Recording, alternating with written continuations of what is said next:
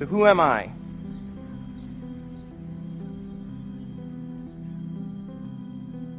You might not actually be what you think you are. A human being is a very complex pattern of energy. A community of 50 trillion cells doing a magic dance. And you look at any one of those cells and even closer, and you see 20 trillion atoms. But when you look at those atoms really up close, they fade away and all you see is energy. And 13.7 billion years ago, everything was one infinitesimal, undifferentiated, pure energy. All of us are energy.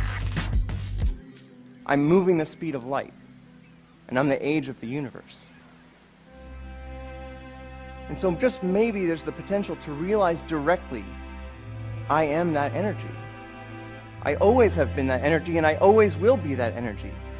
And just like an ocean is water in motion, we can call a certain part of that ocean a wave, but it gives us the illusion that the wave is a separate entity in the ocean. But a wave is not in the ocean, a wave is the ocean.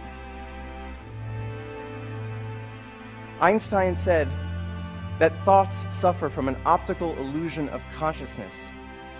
This illusion that there's a separate person inside an environment, when in reality there's just energy in motion everywhere. Now this experience could never be reduced to words because it makes words, but it could be experienced, and I think it's such an important experience that people have been trying to name it for thousands of years, and they call it spiritual enlightenment. Years ago. And all of them say the same thing. They say it is the complete ending of human suffering. Well, of course it's the end of human suffering. All suffering is based on the illusory separation that there's an individual in the environment, that there's a person that has to survive, that this specific collection of 1,000 trillion atoms has to hold itself together.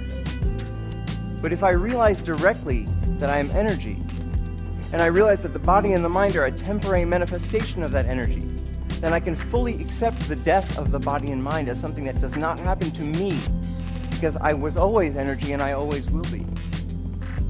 And if I experience that directly, this voice in my head that tells me I have to do certain things in order to be fulfilled loses all of its power. At this very moment, I never have to listen to that voice again, and so everything in life becomes a game for fun, play. And we've all experienced that, but it's very hard to remember because we were so young, and maybe we were at the beach building a sandcastle, and the entire world faded away because we were only building it to build it, and we weren't trying to get somewhere else. We hadn't even learned how to plan. And so the only moment that mattered to us was right now.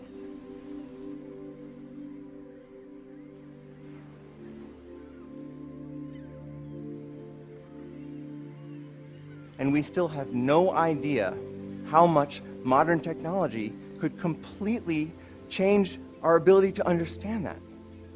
Maybe it's possible that within our lifetimes we could actually eradicate human suffering. And what would the world look like then if every single one of us felt complete, felt whole, and felt interconnected? Undifferentiated, infinite oneness.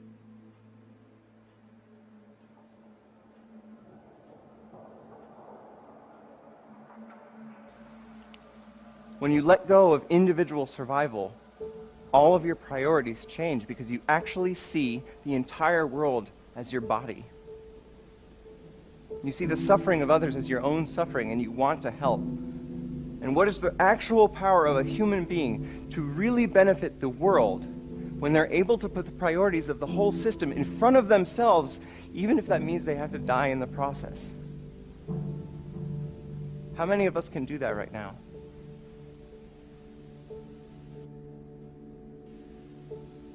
What if 7 billion of us did that?